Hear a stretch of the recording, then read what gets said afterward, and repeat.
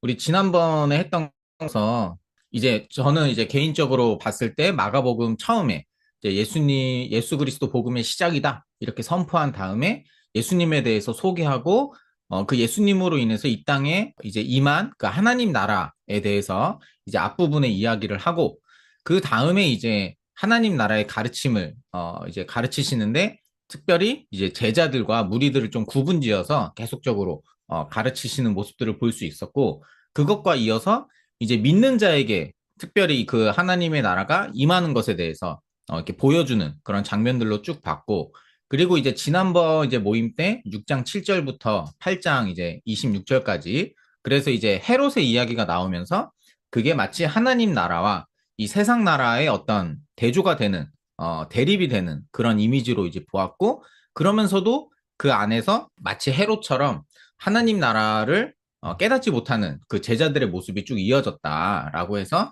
그럼에도 불구하고 하나님의 나라는 계속적으로 확장되어져 갔다라는 것들의 이제 흐름으로 이제 8장 26절까지 이제 보았습니다. 그래서 이제 앞부분 어찌 보면 마가복음의 이제 전반부라고 할 수 있는 이제 8장 26절까지는 이제 이 땅에 임하신 하나님의 나라라고 이제 제가 제목을 정했고, 오늘은 이제 내용은 다 아시니까 그 빌립보 가이사라 이제 사건이라고 우리가 뭐 교회에서 설교도 많이 듣고 이제 내용도 아시는 부분인데, 이제 너희는 나를 누구라 하느냐라는 질문에 이제 베드로가 주는 그리스도시다라고 이제 고백하는 장면이죠. 그리고 나서 이제 그때 비로소 예수님이 이제 십자가 죽으심과 여기서 보면은 죽임을 당하고 그리고 사흘 만에 살아날 거, 이게 십자가 죽으심과 부활을 비로소 그들에게 이제 가르쳐 내셨다. 그리고 이제 이때부터 드러내놓고 말씀하셨다.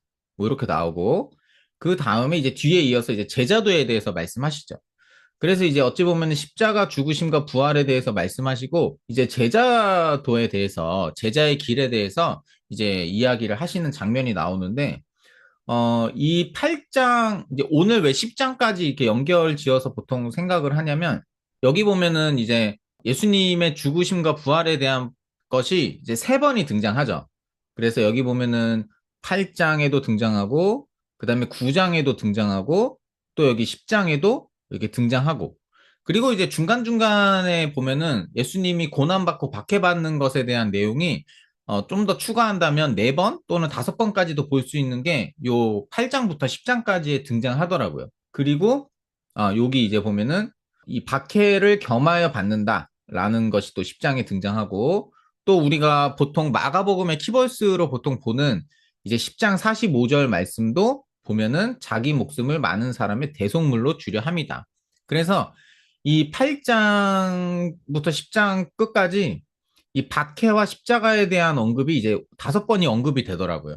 그리고 이제 마태복음은 이 집중도가 좀 낮아요. 그게 무슨 말이냐면은 마태복음은 16장부터 21장까지 등장하는데, 이제 여기 중간에 이제 17장 22절에 등장한다, 뭐 20장 20절에 등장한다, 제가 이렇게 써놓은 거고, 누가복음은 그 범위가 더 넓어져요. 그래서 9장 18절부터 19장까지 이어지는데 9장 43절에 한 번 등장하고 그 십자가 죽으심과 부활에 대한 말씀이, 그리고 다음 거는 18장 31절에 등장해요. 그러니까 굉장히 이제 간극이 있죠. 등장하는 부분이. 그래서 제가 보기에는 여기 마가복음은 이 박해와 십자가에 대한 그 언급의 이 집중도, 이 범위가 굉장히 이제 좁은 범위 안에 세 번이나 이야기를 하고 있다, 또는 다섯 번이나 이야기를 하고 있다라는 거죠. 그리고 이제 그때 준호 간사님이 이제 말씀해주신 김윤만 교수님이 그때 그 지난주에도 잠깐 보았지만 이 전체 카이아즘으로 봤을 때 요 길 위에서라는 제목으로 요 보신 부분이 지금 우리가 오늘 공부하는 부분이랑 거의 일치한다라는 거죠. 그래서 여기서도 여기를 핵심으로 잡는 것으로 본다면 여기 이제 예수님의 십자가 죽으심과 부활을 말하는 오늘 장면이 굉장히 마가복음의 핵심적인 부분이다. 그래서 이제 아까 김윤만 교수님 말씀하신 것처럼 여기 앞뒤를 맹인으로 이렇게 싸고 이렇게 이제 보는 견해도 있고 이렇게 보셔도 되고, 저는 이제 그냥 여기까지, 지난주에 여기까지 끊었잖아요. 그리고 요번 주는 이제 여기까지 끊어진 건데, 저는 어찌 보면은 요 이야기들의 이제 어찌 보면은 이제 뭐 이렇게 결론과 같은 부분으로 요것을 추가한 것이 아닐까 뭐 이렇게 보고 있어요. 이렇게 봐도 되겠다라는 이제 견해가 있고 그래서 이제 그러면 가이샤라 빌립보 사건이 어떤 의미냐 이거는 뭐 설교도 그렇고 뭐 여러 가지 강의로 통해서 이미 알고 계실 거예요. 그래서 빌립보 가이샤라라는 이제 마태복음도 여기 이제 그 지명을 넣고 근데 누가복음은 좀 달라요.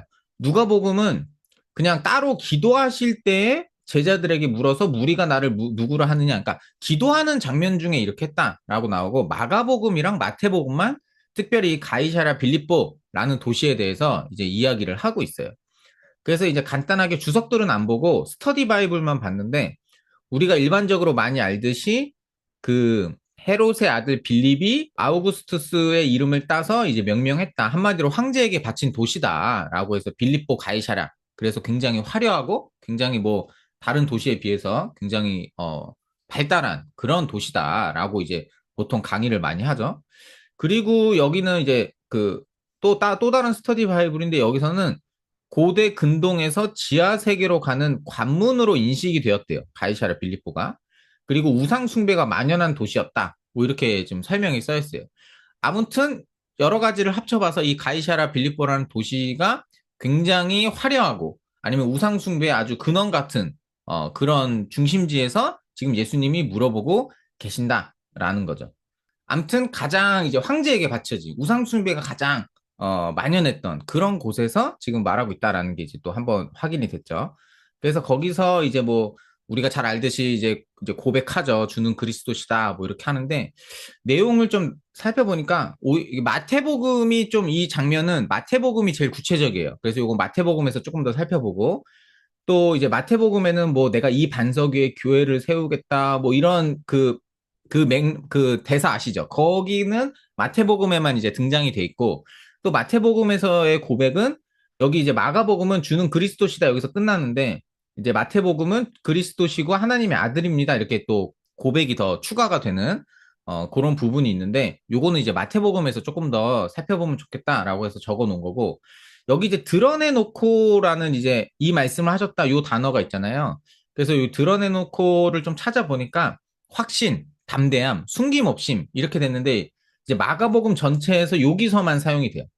그리고 오히려 다른 복음서에는 사용이 안 돼요.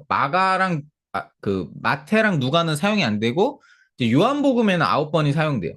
그래서 우리가 일반적으로 말하는 뭐 공간복음이다라고 이제 붙이는 마태, 마가, 누가에서는 여기에서만 등장하는 이제 특별한 단어다라는 거죠. 드러내놓고 이렇게 하셨다.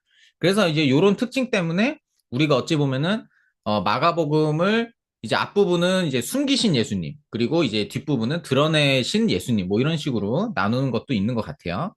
그리고 여기서 보니까 보다가 이제 항변하다라는 이제 말이 나오잖아요. 항변하다라는 말이 나오는데 이게 다 같은 단어더라고요. 여기서 보면은 그 여기 30절에 아무에게도 말하지 말아라라고 이제 베드로에게 경고하시는 장면도 이 항변하다라는 것과 이제 같은 뜻이에요.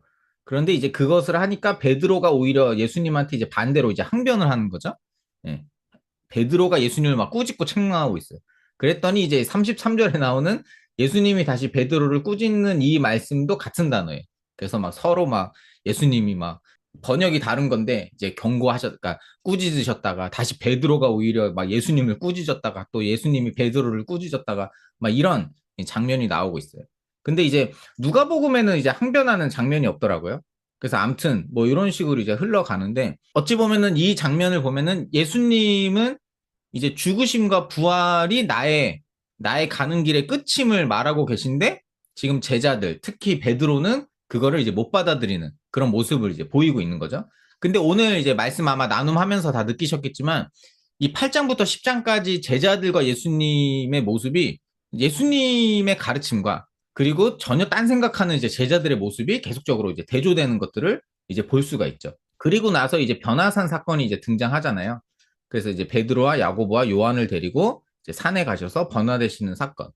근데 이제 요 앞에 있는 구절이 뭐냐면 이제 9장 1절이에요. 그래서 옛날에는 이 말씀 아무런 생각 안 하고 이제 읽었는데 여기 보면 죽기 전에 하나님 나라가 권능으로 임하는 것을 볼 자들도 있느니라 이렇게 나오잖아요.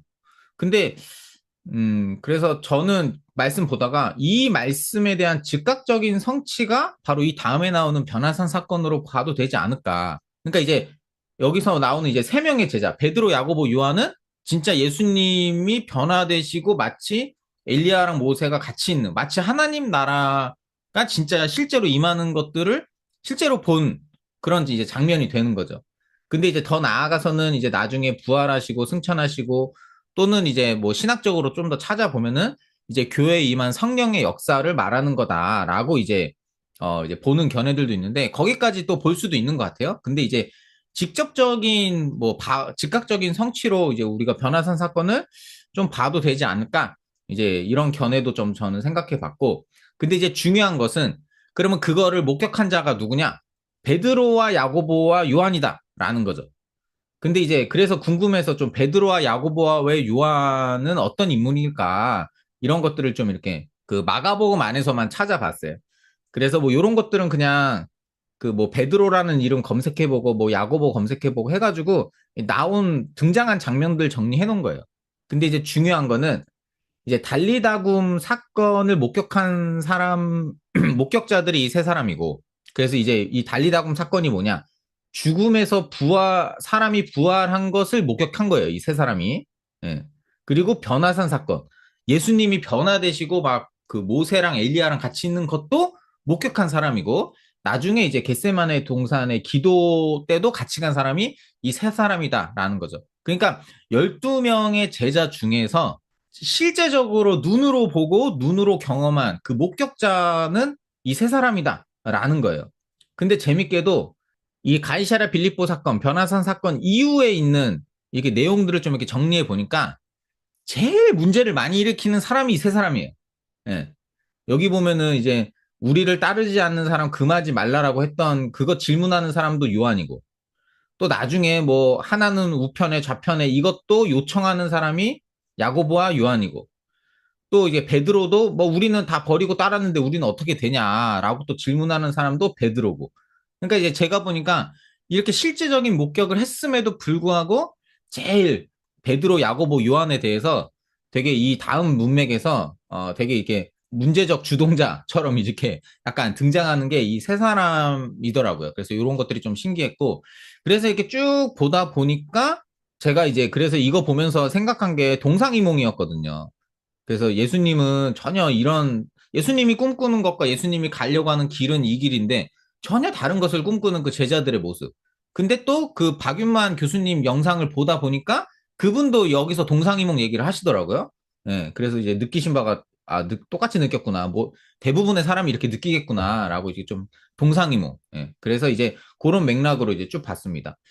그리고 이렇게 보다 보니까 조금 이게 전체적으로 딱 떨어지는 구조라고 보기는 어려운데 좀 이렇게 눈에 보이는 게 있죠. 여기서 귀신 들린 사람의 이제 사건이 등장하고 여기 맹인 바디메오 사건이 등장하는데 이따가 설명하겠지만 이게 두 개 다 그들의 믿음으로 인해서 그러니까 두 사람의 믿음이 강조되는 좀 이렇게 사건이고 여기 누가 크냐 이 토론하는 것과 하나는 우편에 하나는 좌편에 요것도 어찌 보면은 좀 이렇게 비슷해 보이죠? 그리고 요 가운데는 어찌 보면은 이제 금하지 말라. 그러니까 여기 제가 써놓은 게 합당한 자가 어떤 사람이고 그럼 합당하지 않은 사람이 어떤 사람인지 약간 대조되는 느낌이 요 안에서 들더라고요. 그래서 요런 전체적인 구조로 좀 이렇게 흘러가고 있지 않나 예, 이렇게 보았고 그리고 나서 이제 9장에 나오는 변화산 사건을 보니까 제가 이걸 여기 목격자라고 생각한 게 뭐냐면 여기서 이제 계속 이 본 것을 약간 이런 뉘앙스의 말씀이 자주 나와요. 그래서 볼 자들도 있느니라 했더니 쭉 했더니 걔들이 이제 눈을 떠서 보니까 아무도 보이지 아니하였다. 뭐 이렇게 등장하고 예수님도 너희들이 본 것은 알리지 말아라. 예. 그래서 이제 이 세 사람이 목격자라는 거죠. 예수님이 곧 하나님의 아들이고 그 하나님의 아들이 뭐냐? 바로 하나님의 나라가 임하는 그것을 직접 목격한 사람인데 아까도 말씀드린 대로 그 이후에 계속적으로 깨닫지 못하는 제자들의 모습. 음. 여기 이제 마가복음에는 이제 산에서 내려오시고 엘리야에 대한 질문을 해요. 뭐 엘리야가 먼저 와야 하리라 왜 이렇게 합니까? 그래서 이제 마가복음은 이 질문 이후에 제자들의 깨달음이 기록되지 않아 있어요. 누가복음은 이 질문하는 장면 자체가 없더라고요. 근데 반대로 마태복음은 제가 여기 밑에 써놨는데 깨달아요, 결국은. 예. 그러니까 마태복음은 그래도 제자들의 모습이 계속적으로 깨닫다. 질문하고 그것을 듣고 깨닫는다. 근데 마가복음은 계속적으로 제자들의 어떤 이런 모습들이 다 빠져 있어요. 그래서 이제 깨닫지 못하는 제자들의 모습이 등장하고, 그리고 여기서도 이제 말씀을 보면은 이제 6절에 그들이 몹시 무서워했다. 그 무슨 말을 할지 알지 못함이라 뭐 이렇게 나오는데, 그러니까 마가복음 그 이제 그 전반부에서도 이렇게 사건이 등장할 때 그들이 계속 깨닫지 못하고 막 두려워하고 막 그런 상황들이 계속 언급되었다고 말씀드렸잖아요. 근데 이제 여기서도 마가복음은 계속해서 제자들이 막 무서워한다, 깨닫지 못하다 이런 것들을 강조하는 것들을 볼 수가 있어요. 마태복음은 이렇게 그러니까 마태복음도 두렵다라는 표현이 나오는데 하늘에서 사랑하는 아들이란 소리가 갑자기 났기 때문에 그 소리 때문에 두려웠던 거지. 여기서 뭐 예수님 이런 상황 때문에 이제 두려움을 느꼈다라는 이제 그런 것과는 좀 뉘앙스가 다르더라고요. 그래서 이런 것들도 확인해 보시면 좋고, 그리고 아까도 말했지만 이제 누가복음은 변화산 사건을 제자들이 기도 중에 보게 된 것으로 또 기록하고 있어요. 그러니까 이제 누가복음은 이제 기도가 좀 강조되는 것들을 저희가 이제 알고 있는데, 그거는 또 누가복음에선 또 왜 이렇게 기록했는지 나중에 살펴보기로 하고, 여기서 보면은 이제 마가복음 여기서 보면 이제 아무에게도 이르지 말라라고 하신 그 예수님의 말씀에 제자들이 이해를 못해요. 그리고 마태복음은 거꾸로 이르지 말라라고 했을 때 제자들이 묻고서 왜 그 질문을 던지고 나서 나중에 깨달음으로 바뀌어요. 그리고 여기 누가복음은 제자들이 스스로 아무에게도 이르지 아니하였다라고 이제 기록이 되어져 있어요. 그러니까 이제 계속적으로 마가복음은 예수님이 제자들에게 이거 알리지 말아라, 드러내지 말아라, 약간 이런 식으로 계속 숨기시는 모습을 볼 수가 있다라는 거죠. 근데 이제 그 마가복음을 연구하다가 또 그 박윤만 교수님 거 이제 영상 보다가 그 비유를 설명해 주시는 장면이 있어요. 4장에 우리가 잘 알듯이 이제 하나님 나라에 대해서 비유가 나오잖아요. 네 가지 땅 비유가 나오고 나중에 이제 뭐 그 하나님 나라는 점점점 확장되고 결국 열매를 맺고 막 이런 것들에 대해서 이야기하시잖아요. 근데 이게 어찌 보면은 이제 마가복음의 전체적인 흐름이 마치 이 4장에 나오는 비유와 거의 일치한다라는 거예요. 그러니까 이 비유는 결국 예수님을 뜻하는 거고 마가복음 전체에서 그려지는 예수님의 모습이 마치 이 비유에 나오는 그 비유들의 모습과 예수님이 계속적으로 비슷비슷하게 연상시킬 수 있는 그런 이미지로 그려내고 있다라는 거죠. 그래서 어찌 보면은 여기서도 왜 제자들에게 이르지 말라라고 했을까? 그래서 지금은 뭐 우리가 알 수 없고 깨닫지 못하고 보잘 것 없어 보이지만 결국 그 예수님이 마지막에 성장하고 확장하고 결국 드러나시는 그 등불과 같은 그 하나님 나라 같은 모습으로 이제 그려지기 때문에 이제 마가복음은 또 이렇게 표현되어 있다. 이런 것들을 좀 우리가 살펴볼 수 있고요. 그리고 나서 이제 변화산 사건 끝나고 이제 내려오셨을 때 이제 말 못하게 하는 귀신 들린 이제 아들에 대한 사건이 등장하죠. 그래서 어찌 보면은 굉장히 길게 이제 기록을 해요. 14절부터 32절까지 이제 귀신 들린 아들 사건이 쭉 나오더라고요. 그게 쭉 나오는데 여기서도 뭐 이렇게 쭉 지나가서 근데 이게 마태복음이랑 요건 좀 차이점이 많이 있어요. 마가복음은 이게 결론이 기도로 나요. 그러니까 이거 기도 외에는 다른 것이 없다. 기도밖에 없다. 이렇게 나가고 마태복음은 이게 결론이 믿음으로 끝나요. 누가복음은 이게 예수님의 위엄으로 끝내. 이게 뭐냐면 이게 말씀을 여기다가 마태복음을 보면 여기 우리는 어찌 쫓아내지 못하였습니까? 이렇게 질문하죠. 그랬더니 믿음이 작은 까닭이다. 그래서 우리가 잘 아는 그 믿음이 겨자씨 하나만큼만 있어도 그러니까 이 이야기의 끝에 가르침은 믿음. 그래서 마태복음은 믿음이 없어서 이런 거다라고 하고 있고 이게 누가복음은 아이를 낳게 하시니 그래서 결론이 뭐냐면 하나님의 위엄에 다 논란이라. 그러니까 누가복음은 하나님의 위엄을 드러낸 사건으로 이 사건을 기록하고 있어요. 근데 마태복음은 기도 외에는 이런 종류는 나갈 수 없다. 이렇게 말씀하고 있다라는 거죠. 그러니까 마가복음은 이걸 통해서 기도, 어떤 영적인 원리, 뭐 이런 것들을 지금 이제 소개하고 있는 것들로 볼 수가 있고, 그리고 이제 마가복음의 특징 중에 여기 제가 하얀색으로 가로친 21절부터 25절 있죠. 요게 마가복음에만 나와요.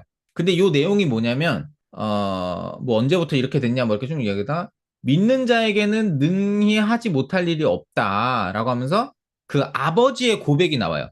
그러니까 마태복음이랑 누가복음은 이 아버지가 내가 믿습니다. 이 아버지의 믿음이 아예 언급이 되어 있지 않아요. 근데 여기서는 마가복음은 이 아버지의 믿음을 강조하고 있다. 내가 믿나이다. 나의 믿음 없는 것을 도와주소서. 그래서 요 장면이 이제 마가복음에만 이제 등장하고 있다. 그러니까 요것들을 보면서 이게 특별히 아버지의 믿음을 좀 강조하고 있구나. 근데 제가 아까 이제 맹인 바디메오가 이제 10장 끝부분에 등장하는데 거기서도 그 맹인 바디메오의 믿음이 등장하거든요. 그래서 어찌 보면 요 귀신 들린 아들 사건과 맹인 바디메오의 사건이 어떤 한 사람의 믿음을 좀 강조하는 그런 동일한 사건으로 좀 볼 수 있지 않을까 이제 이렇게 생각한 거죠. 그리고 나서 이제 이런 종류는 기도의 방법이 없다. 뭐 이렇게 어떤 영적 세계에 대한 원리를 좀 가르치시는 것 같고. 그래서 근데 여전히 32절 보면 이제 마무리가 뭐냐? 깨닫지 못하고 묻기를 두려워하라. 그러니까 제자들은 계속 못 깨달아요. 계속 그 영적인 세계와 그 예수님이 말씀하신 제자도 결국 그 끝에 죽음이 있고 죽음 이후에 부활이 있는 그 제자도 때로는 고난과 박해가 함께 있는 그 제자의 길, 막 그런 걸 말씀하시는데 제자들은 깨닫지 못하죠. 여기서도 영적인 어떤 원리에 대해서 이야기하는데 여전히 깨닫지 못하는 제자들의 모습. 그러니까 누가복음은 이거랑 동일한 맥락으로 기록했는데 마태복음은 그냥 근심하니라 이렇게 이제 끝나요. 그래서 제가 여기 다시 이제 밑에다가 적어 놓은 게 여기 보시면 그 한 사람 이제 나중에 이제 뒤에 보면은 이제 등장하는 사람도 있잖아요. 제자들도 있고 서기관도 나오고 바리새인도 나오고 이제 부자도 나오는데 이들은 믿음이 없어요. 다 이제 어찌 보면은. 근데 여기서는 이들과 대조되게 이 한 사람, 이 아버지의 어떤 믿음이 강조된 사건으로 보고 이게 마치 맹인 바디메오 사건이랑 우리가 비슷한 대꾸로 볼 수도 있지 않을까. 그래서 이렇게 표시를 해놨습니다. 그래서 여기 앞부분을 보면 그 사건 이후에 그 다음에 이제 여기 이제 하얀색으로 표시는 여기까지의 맥락으로 보면은 좀 전체적인 사건과 어떤 맥락 안에서 두 가지 큰 특징이 있더라고요. 첫 번째는 그 제자의 길을 깨닫지 못하는 이 제자들의 모습이 계속 나와요. 예수님이 이제 제자의 길을 계속 말씀하시거든요. 제자의 길은 이런 거다라고 말씀하시는데 그 제자들은 깨닫지를 못하고 또 여기 보면은 이제 하나님 나라에 합당한 자가 누구고 또 반대로 합당하지 않은 자가 누군지가 요 안에 이제 또 특징적으로 나타난다.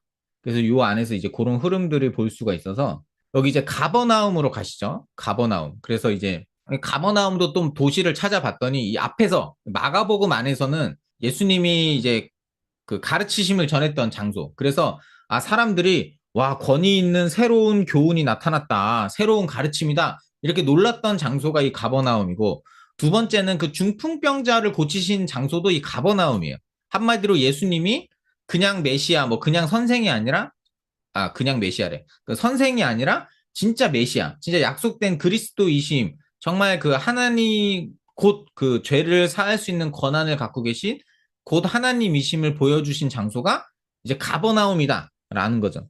그런데 그런 장소, 그런 과거의 어떤 기억이 있는 그 장소에서 제자들이 뭐 하고 있냐? 누가 크냐? 막 이러고 이제 앉아있다라는 거죠. 그랬더니 예수님이 이제 가르치시는 거. 섬기는 자가 가장 큰 사람이다. 나를 영접하는 자는 뭐 이런 사람이다. 이제 이렇게 이야기하시는 장면이에요. 그리고 나서 이제 38절로 이제 넘어가면은 요한의 질문이 나와요. 우리를 따르지 않는 사람 어떻게 하냐라고 나오고 그리고 나서 41절에 누구든지 너희가 그리스도에게 속한 뭐 요 말씀이 나오는데 이게 30 여기 보면은 요한이 질문하는 장면 있죠. 요게 흐름상으로 앞에 있던 37절 이런 어린아이 하나를 영접하면 어쩌고저쩌고 말씀하신 다음에 원래는 41절 누구든지 너희가 그리스도에게 속한 자라 하여 물 한 그릇 이게 이렇게 연결돼야 조금 더 자연스러운 문맥인 것 같거든요. 왜냐하면 마태복음이 그렇게 쓰여졌어요. 마태복음은 이제 18장부터 이 내용이 가버나움 이야기가 나오고 어린아이를 세우신 다음에 어린아이에 대한 쭉 가르치심을 하시면서 누구든지 이 어린아이와 같은 사람을 섬기면 하면서 이 말씀이 연달아서 그 연결이 되는데 그 마가복음은 이 요한의 질문이 요 중간에 이제 들어갔다라는 거죠. 누가복음 같은 경우는 이 요한의 질문 자체, 우리를 따르지 않는 사람 어떻게 합니까? 이거가 전혀 다른 이야기로 이제 바뀌어서 나와요. 그래서 이제 전혀 상관없는 부분에 등장한다라는 거죠. 그래서 이제 말씀드린 대로 마태복음은 천국에서 누가 크나이까 막 이렇게 쟁론이 있을 때 어린아이를 데려다가 놓으시면서 내 이름으로 어린아이 하나를 영접하면 나를 영접하는 거다. 이 작은 자 중에 하나를 실족하게 하면서 맥락을 쭉 이어간다라는 거죠. 그리고 이제 마태복음은 특별히 천국에서 누가 크냐라는 것을 질문으로 시작해요. 예. 되게 점잖게 시작하죠. 근데 마가복음은 이게 제자들 간의 막 다툼, 문제, 제자들 간에 약간 뭔가 자기네들끼리 권력 다툼을 하는 약간 이런 것으로 묘사를 했어요. 그런 걸로 봤을 때 마가복음은 계속해서 그 동상이몽, 예수님의 길을 전혀 이해하지 못하는 제자들의 모습을 좀 강조하고 있구나, 이런 것들을 좀 볼 수가 있습니다. 그래서 어린아이 이야기 다음에 이제 실족하는 자에 대한 가르침으로 마태복음은 바로 연결이 되더라. 그리고 아까 말씀드린 대로 누가복음은 누가 크냐라는 변론 이후에 이 실족하게 하는 자에 대한 말씀이 전혀 다른 데 나와요. 9장에 등장하고 나중에 이제 17장. 그래서 이제 누가는 이거를 전혀 다른 의도로 지금 기록을 하고 있다는 걸 볼 수가 있죠. 근데 이제 마가복음은 쭉 이어서 그 실족하게 하는 자에 대한 말씀을 이제 기록하고 마지막에 결론이 이걸로 끝나요. 이제 소금이 그 맛을 잃으면 하면서 너희 속에 소금을 두고 서로 화목해라. 그래서 이제 화목하라는 단어를 찾아보니까 이제 평안하라. 이게 복음서에서는 여기서만 딱 사용이 돼요. 그리고 신약 성경에서는 전체 4번밖에 사용이 안 되더라고요. 네, 이런 식으로. 그리고 이제 마태복음은 이 이야기, 뭐 어린아이 데려다 놓으시고 실족하는 자에 대한 이야기 하시고 마지막 결론이 뭐냐? 마태복음은 영혼에 대한 소중함으로 끝나요. 그래서 양 100마리가 있는데 하나를 잃으면 이거 다 아시는 내용이니까 요런 식으로. 그러니까 이제 마가복음의 결론은 서로 화목하라고, 마태복음의 결론은 영혼에 대한 소중함, 어떤 잃어버린 영혼에 대한 것이다 라는 거죠. 그러면 이제 마가복음은 왜 이렇게 기록하고 있고 이걸로 뭘 말하고 싶어 할까, 이런 것들을 우리가 좀 생각해 볼 수 있겠죠. 그래서 이제 그러면 마지막 결론인 이 말이 도대체 뭐냐, 도대체 소금 얘기는 뭐냐, 해갖고 이제 제가 49절과 50절의 의미는 뭘까 이렇게 적어 놓았고, 먼저 여기서 보면은 49절에 불로써 소금을 치듯 하라. 근데 이제 앞에서 이제 불에 대한 내용 나오고 뭐 이게 소금에 대한 내용 나오고 이제 앞뒤로 연결이 되는 거죠. 그래서 이런 걸로 봤을 때는 아, 여기 부분은 일단은 여기 이제 하나의 맥락으로 이제 연결돼서 봐야 되는 거구나라고 생각을 했고, 첫 번째는 불로써 소금을 치듯 한다는 게 뭐냐 도대체. 그리고 이제 여기서 분명 소금은 좋은 것이로돼 이렇게 했는데, 그러면 이 소금은 좋은데 그 맛을 읽는다는 것은 뭔 뜻이냐. 그리고 이제 속에 소금을 두고 이제 화목하라라는 건 또 뭔 뜻이냐. 약간 이런 것들을 생각하면서 좀 이렇게 찾아봤어요. 찾아갔는데 이제 첫 번째로 제가 잘 하는 건 다른 번역 보기죠. 그래서 다른 번역을 보니까 이 소금에 절이듯 불로써 절여질 것이다, 이렇게 했는데, 그리고 나서 너희 가운데 소금을 쳐두어서 서로 화목하게 지내라. 대부분의 번역이 약간 이런 뉘앙스로 그냥 번역이 됐는데, 현대인의 성경은 조금 더 이게 이해가 잘 안 되니까 이해할 수 있게 도움을 준 게 뭐냐면 이렇게 돼 있어요. 재물이 소금으로 정결하게 되듯이. 그래서 옛날에 구약 때 제사를 드릴 때 그 제사에 다 소금을 쳤거든요. 왜냐면 그 정결하게 하려고. 그리고 그것처럼 모든 사람이 불로 정결하게 되어야 한다. 이렇게 이제 번역이 돼 있어요. 그리고 너희는 소금의 우정을 가지고 서로 화목하게 지내라. 그래서 이것도 사실 뭐 옛날 우정의 무대도 아니고 갑자기 우정이 나와가지고 좀 그랬는데, 그래서 이제 요거는 좀 주석을 찾아봤어요. 그래서 주석을 찾아보니까 첫 번째는 이 49절이랑 50절에 대한 가장 유망한 해석이 그 성전 희생 배경에서 이 구절을 이해하는 것이다. 아까 이제 현대인의 성경이 그래서 이제 그런 얘기를 한 거예요. 그리고 나서 성전 희생에서 불과 소금은 없어서는 안 될 역할을 했다. 뭐 이렇게 구약에 찾아보면 소금이 언약의 표징으로 나타나기도 하고, 또 이제 레위 그 제사법에 보면은 이제 소재물 또는 모든 예물에 소금을 사용했다라는 것들을 이제 또 볼 수가 있어요. 그래서 이 현재 맥락, 그 지금 마가복음의 앞에서부터 제가 설명드린 그 맥락 안에서 이제 불과 소금은 제자도의 시련과 대가를 상징한다라는 견해도 있다. 이런 이게 주석에 이제 써 있고, 그리고 지금 결국 예수님이 너희들은 나를 따라오려면 십자가를 져야 된다. 근데 결국 그 십자가 길의 끝이 뭐냐? 죽음. 그 죽음 이후의 부활이다라는 거죠. 그러니까 제자들이 이해하기에 아니 예수님을 내가 모든 것들을 버려두고 따라왔는데 결국 그 종착점이 뭐냐?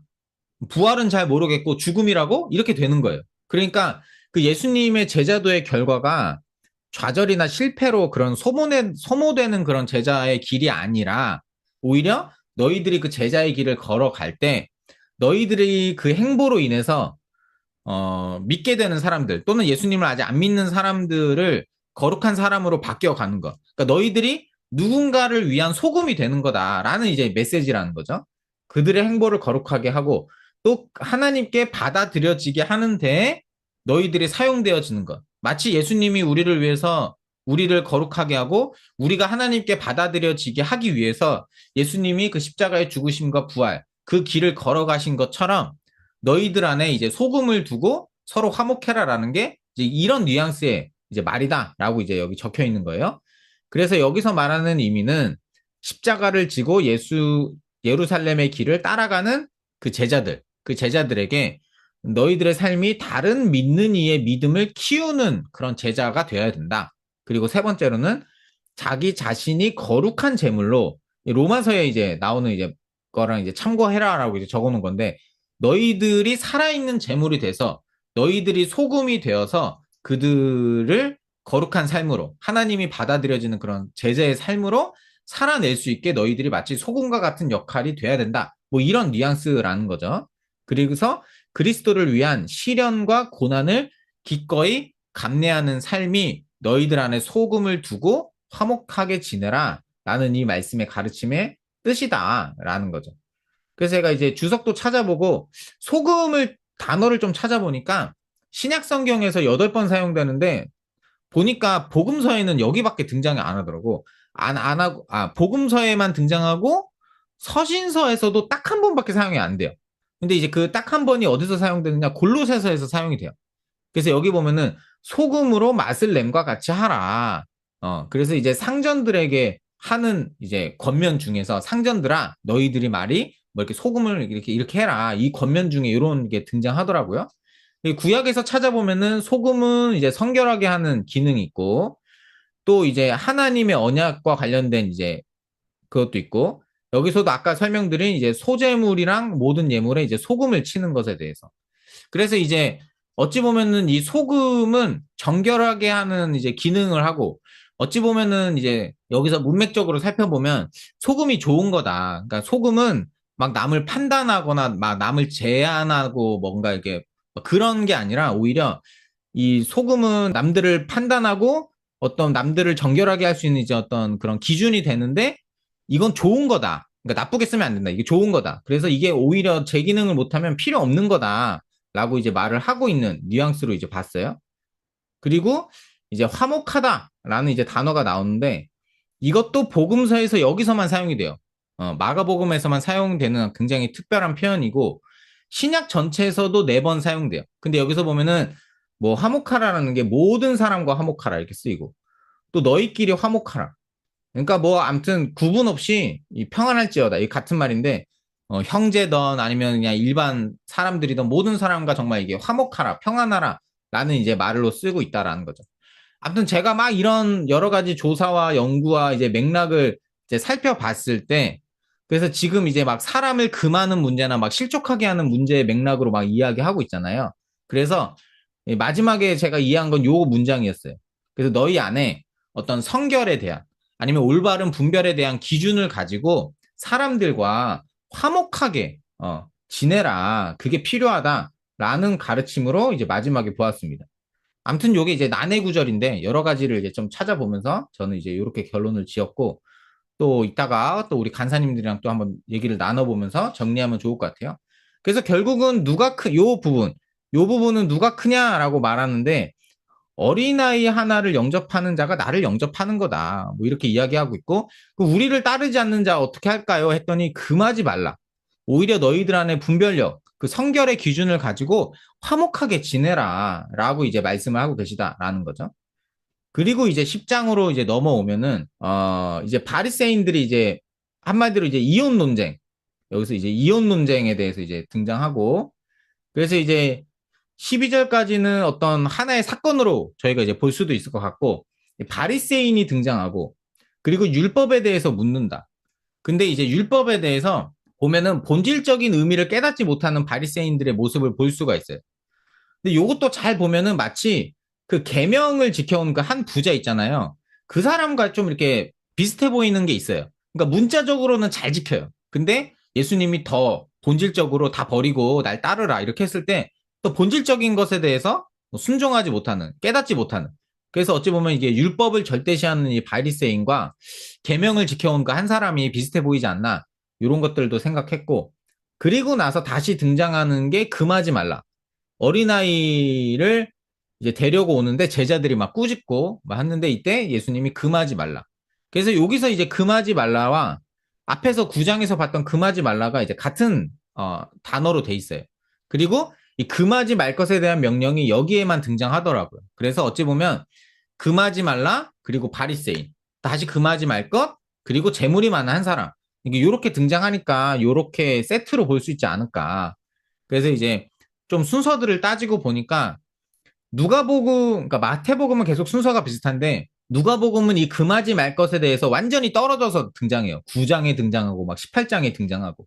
근데 어찌 보면은 마가는 이것들을 지금 금하지 말 것, 바리새인, 다시 금하지 말 것, 그다음에 재물이 많은 사람.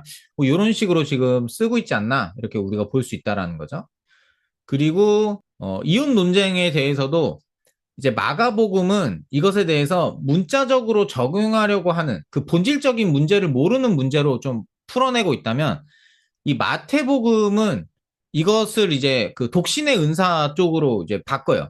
그래서 이제 본질적인 문제를 모르는 문제로도 풀어내지만 플러스 그러면 제자들이 장가들지 않는 것이 좋겠습니다 했더니 예수님이 이 말을 받을 만한 사람이 따로 있다. 그래서 이게 특별한 부르심까지도 연결해서 나가요. 그래서 이제 이런 차이점이 좀 있는 것으로 봐서는 마가복음은 이 본질적인 문제, 그냥 글자 그대로 율법을 글자 그대로만 생각하고 정말 본질적인 걸 모르는 그런 문제로 지금 풀어내고 있다라는 걸 좀 볼 수 있었고, 근데 어찌 보면은 요 부자 한 사람, 요 한 사람의 문제도 재물이 많은 이 한 사람의 문제도 율법을 문자적으로만 적용하고 본질적인 문제를 모르는 것으로 우리가 좀 볼 수 있지 않을까. 여기 보면은 이 문자적인 계명들, 나 이런 거 잘 지켰습니다라고 했더니 너에게 부족한 것이 있다라는 거죠. 그걸로는 안 된다. 그 문자적인 것이 아니라 다 팔고 나를 따르라. 그래서 이제 본질적인 것에 대해서 얘기했는데 슬픈 기색을 띠고 근심하면서 갔다. 그래서 여전히 이것도 본질적인 문제를 모르는 어떤 모습이 보여지고 있다.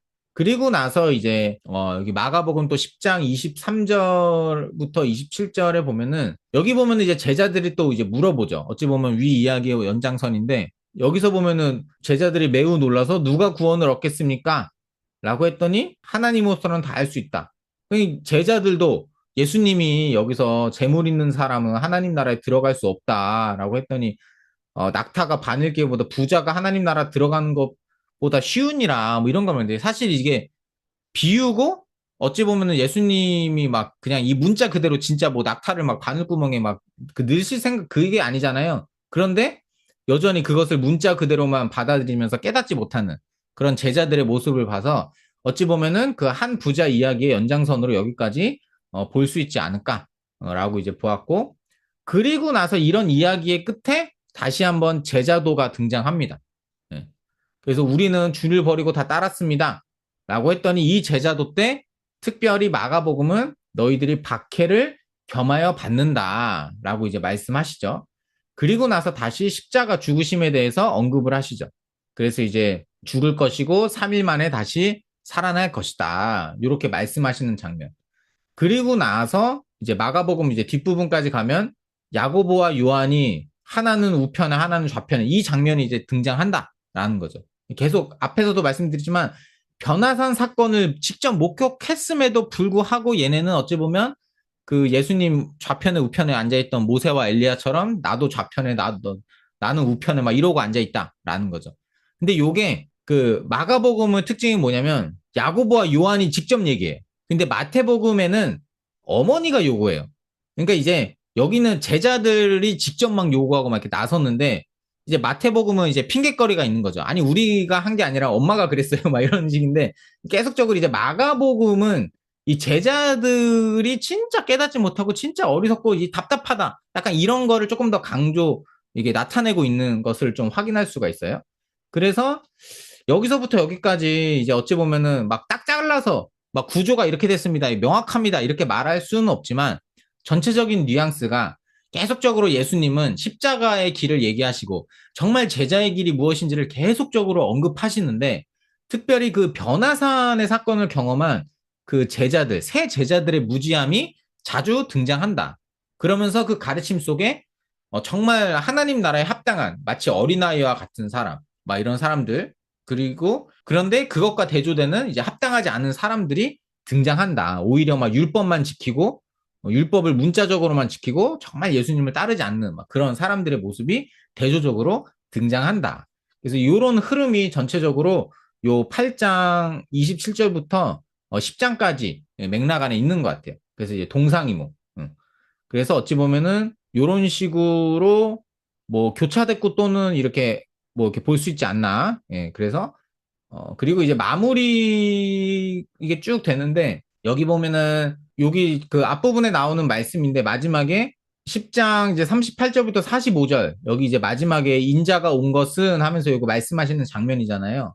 근데 여기도 이렇게 좀 찾아보니까 마태복음 20장의 내용과 거의 똑같은데 여기 하나가 더 추가되어져 있어요. 그러니까 나는 좌편에 우편에 막 이 얘기 하니까 예수님이 너희는 그 못한다 할 수 있겠느냐 했더니 내가 마시는 잔이랑 뭐 이런 거 얘기하시잖아요. 근데 여기 마가복음은 요 내가 받는 세례가 추가되어 있어요. 그러니까 마태복음은 이 세례가 없어요. 예. 그래서 요게 또 무슨 의미일까 좀 이렇게 찾아보니까 여기 이제 뭐 세례를 받다 이런 게 동사도 등장하고 또 내가 마시는 그러니까 내가 받는 세례를 받으려니와 이런 것도 세례를 받다 이게 동사도 등장하고 제가 표시를 안 해놨는데 여기 세례라는 명사도 또 등장해요. 그래서 이렇게 세례라는 단어가 이제 세 번이 나오는데 요것도 다른 번역을 찾아보니까 공동 번역에는 아예 의미를 넣어서 이제 번역을 했어요. 고난의 침례를 받을 수 있느냐? 이 세례가 이제 고난을 뜻한다라는 거죠. 그래서 여기도 보면은 좀 이렇게 자료를 찾아봤는데 첫 번째로 이제 나오는 근거가 뭐냐면 이제 대구절이다라는 거예요. 내가 마시는 잔을 너희가 마실 수 있으면 했으니까 이 내가 받는 세례. 그래서 여기서 마시는 잔과 받는 사례는 대꾸되는 이제 용어다. 같은 의미를 갖고 있다. 근데 여기서 이제 잔을 마시다라는 게 고통을 상징한다라는 거죠. 그 보통 선지서에서 보면은 그리고 이 세례 또는 세례를 주다. 이게 그 어떤 파피루스의 이제 기록에 보면은 압도하는 고난 또는 이제 어떤 시련에 대한 은유적 표현이다라고 이제 설명이 되어져 있어요. 그리고 여기 뭐 시제에 대한 세 가지 뭐 의견이 있다 이렇게 나오는 건데 뭐 이게 미래적 질문이 될 수도 있고 미래적 현재가 될 수도 있고 현재 진행이 될 수도 있다. 뭐 이런 의견이 여기 참고서에 나오더라고요. 그래서 너희들이 마실 수 있느냐, 받을 수 있느냐, 뭐 이렇게 우리가 해석해도 되고 아니면 내가 앞으로 마실 잔, 내가 앞으로 받을 세례, 뭐 이렇게 해석을 할 수 있는 여지도 있고 아니면 지금 현재 받고 있는, 내가 지금 마시고 있는 또 내가 지금 받고 있는 뭐 이렇게 해석할 수 있는 여지가 세 가지가 있다라고 이렇게 좀 언급이 되어져 있더라고요. 아무튼 중요한 거는 이 마가복음은 세례에 대한 언급을 추가하면서 더 예수님의 제자도 그 가는 길에 고난에 대한 언급을 조금 더 높인 것들을 좀 확인할 수가 있었습니다. 그래서 아까도 봤지만 요거 마가복음 10장 30절 말씀도 복음서마다 다 등장하잖아요. 근데 요 말씀 박해를 겸하여 받는다는 것은 마가복음에만 등장하는 것 이제 알고 계시죠? 이게 강사님들이 항상 얘기하는 거니까. 요처럼 이 계속 마가복음은 제자의 길은 박해와 고난도 겸하여 그것이 따라오는 거야. 이런 부분을 강조하고 있다. 그래서 이런 특징으로 본다면 우리가 계속적으로 이제 원독자를 뭐 네로박해로 보던 아니면 그 이유로 보던 암튼 마가복음의 독자들은 그래도 박해와 고난이 굉장히 큰 이슈 가운데 있지 않을까 이렇게 충분히 추정할 수 있는 거죠. 그리고 이거는 예전에 공부했던 거 그냥 이렇게 참고해 놨는데 이제 박해라는 단어가 이제 자주 등장하는 거. 그리고 이 먼저 된 자가 나중되고 나중된 자가 먼저 될 자가 많다라는 것에 대해서 옛날에 생각해 본 건데 이거는 뭐 다시 한번 생각해 보긴 해야 될 것 같긴 한데 그때는 어떻게 생각했냐면 그러니까 재물이 많은 사람 이야기 다음에 이 말씀이 나온다라는 거죠. 그리고 재물이 많은 사람에게 부족한 거 한 가지를 얘기했는데 그 예수님을 따르는 거. 막 율법을 잘 지키고 이게 아니라 예수님을 따르는 게 너는 부족하다. 그러면서 너는 먼저 된 자가 나중되고 나중된 자가 먼저 된다. 한마디로 이제 그 앞에 있는 맥락으로 따진다면 높아지려고 하는 자는 낮아지고 낮아지는 자가 높아지게 된다. 오히려 이제 섬기는 자가 높아진다. 뭐 이렇게 이야기를 하는 거죠. 그래서 어찌 보면은 율법을 잘 따르는 막 그 십계명 잘 지키는 사람보다 정말 사명을 따라 살아가는 사람, 뭐 그런 사람이 조금 더 정말 먼저 된 정말 더 하나님 나라에 가까운 사람임을 좀 말하는 뉘앙스로 옛날에는 봤던 것 같아요. 근데 이제 한번 뭐 좀 더 살펴봐야 될 것 같고. 그래서 저는 이제 재물이 많은 한 사람은 어찌 보면 율법의 사람으로 보았고, 여기서 말하는 사명인 사람은 예수님과 복음을 위하여 모든 것을 버리고 그 축복과 박해도 함께 받는 사람이 정말 사명의 사람이지 않을까? 옛날에 이렇게 요렇게 좀 생각을 했던 게 있어서 적어온 것 같아요. 그리고 이제 마무리는 이제 맹인 바디메오의 이제 사건이죠. 예, 여기는 이제 사건으로 그냥 이렇게 정리를 했어요. 이렇게 정리했는데 저는 이제 이 앞부분까지 설명했던 그 모든 이야기에 마치 요약과 같은 부분이라고 저는 이제 생각했어요. 이제 우리 아까 간사 나눔할 때도 그 앞에 있는 맹인 사건이랑 수미상관으로 봐도 될 것 같아요. 그 가운데는 막 그 진짜 맹인과 같은 제자들의 모습이 막 등장하니까. 그래서 오히려 맹인과 같은 제자들과 어찌 보면 예수님을 따르게 된 이 바디메오가 좀 이렇게 대조가 되는 이제 마무리 결론으로 이게 마지막 방점을 찍은 게 아닐까 저는 이렇게 봤고 여기서도 이제 바디메오의 믿음이 좀 이렇게 강조가 되죠. 예, 그래서 어찌 보면 이 믿음이 또 강조되는 사건은 그 귀신 들린 아들을 둔 그 아버지의 사건이랑 또 대꾸가 또 될 수도 있지 않을까 이렇게 생각을 해왔고 예. 그래서 이제 마가복음이랑 누가복음도 이 맹인 바디메오에 대한 기록이 비슷한데 이제 마태복음은 맹인을 두 사람이라고 언급했고 특별히 그들의 어떤 믿음으로 막 이렇게 예수님을 막 믿었다 막 이런 것이 언급되지 않아요. 그래서 믿음이 강조되지 않아요. 예, 그래서 이런 차이점이 있다라는 거. 그래서 이제 오늘 제가 이제 공부한 부분은 이렇게 전체적으로 이렇게 봤는데 그 가이사랴 빌립보 사건을 통해서 정말 예수님이 어떤 분이고 예수님이 어떤 길을 갈 것이고 그 길의 끝에 무엇이 있고 이렇게 말했는데도 불구하고 이 변화산 사건을 직접 목격한 제자들 그럼에도 불구하고 그 뒤부터는 정말 이제 깨닫지 못하는 제자들 가장 문제 제시가 되는 이 세 명의 제자들 그리고 오히려 하나님의 나라에 어떤 자가 합당하고 어떤 자가 합당하지 않는가 이런 것들이 대조가 되고 그러면서 이제 전체 흐름 안에서 계속적으로 동상이몽의 어떤 이미지가 그려지는 장이 여기이지 않을까라고 이제 보게 되었습니다. 예전에는 요번에 좀 이렇게 자세히 좀 이렇게 살펴봤고 예전에는 좀 크게 이렇게 봤어요. 가이사랴 빌립보 사건 이제 등장하고 그래서 이제 고난과 제자의 길, 고난 예고 제자의 길 뭐 이런 것들 등장하고 요 가운데는 예수님의 가르침이 등장하는데 어찌 보면은 이제 그 여기는 이제 이 땅에서의 그리스도의 관계와 이제 이혼까지 해서 부부의 관계로 봤고 요 이제 어디 어떻게 하면은 하나님 영생을 얻겠습니까? 요 대목은 이제 하나님 나라를 받아들이는 것과 들어가는 문제로 옛날에는 이렇게 보기도 했어요. 근데 이렇게 보기도 했는데 이번에도 이제 비슷한 것 같아요. 근데 아무튼 이게 전체적으로 이제 가이사랴 빌립보 사건을 시작으로 이제 이 10장 52절 끝까지 약간 요런 맥락으로 지금 이제 기록이 되지 않나. 요거 다음에가 이제 예루살렘 가는 장면이죠. 그래서 여기서부터는 따로 이제 떼보는 게 이제 맞는 것 같고. 그리고 또 이제 그 교수님 강의 들으면서 왜 그들이 이제 부활에 대해서 이제 이슈가 나오는데 그 당시에 그런 게 있었대요. 그들이 부활은 믿었대요. 부활. 부활은 믿었는데 왜 예수님의 이 가르침이 그들에게 어려움이 되었냐. 첫 번째는 죽음을 통과해야 되는 것에 대해서 받아들이기 어려운 문제도 있고 자기네들은 다 버리고 예수님을 따라왔는데 예수님만 보고 열심히 쫓아왔는데 그 길의 마지막이 낭떠러지 막 죽음 막 이러니까 그것들이 자기들이 생각하던 자기들이 상상하던 어떤 이 길의 끝이 아니기 때문에 못 받아들인 것도 있고 그리고 이제 부활에 대한 것도 그 당시에 유대인들이 부활을 믿긴 믿었대요. 근데 이제 부활을 어떻게 믿었냐면 마지막 때에 모든 사람이 부활하는 부활에 대해서 믿었대요. 그게 어디서 이제 증명이 되냐면 요즘에 이제 교회에서 요한복음을 읽고 있는데 그 이제 그 마르다가 나사로 죽었을 때 이제 부활할 것이다. 나사로가 부활할 것이다. 예수님이 이랬더니 아 내가 그건 안다. 마지막 때 부활할 거 나 믿는다. 그렇게만 이야기해요. 근데 예수님이 말한 건 나사로가 이제 거기서 바로 살아나는 거잖아요. 그래서 그들이 부활의 개념은 있는데 예수님이 뭐라고 말씀하시냐면 3일 만에 그러니까 3일 뒤에 부활하는 부활은 그들의 개념 안에 뭐야 이게 없는 거예요. 알 수가 없는 믿지 않는 믿을 수가 없는 그런 것이다라는 거죠.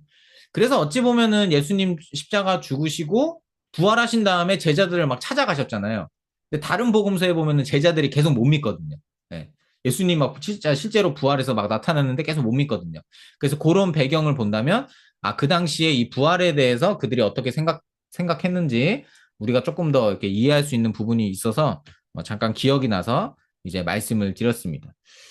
네, 일단은 뭐 여기까지 예,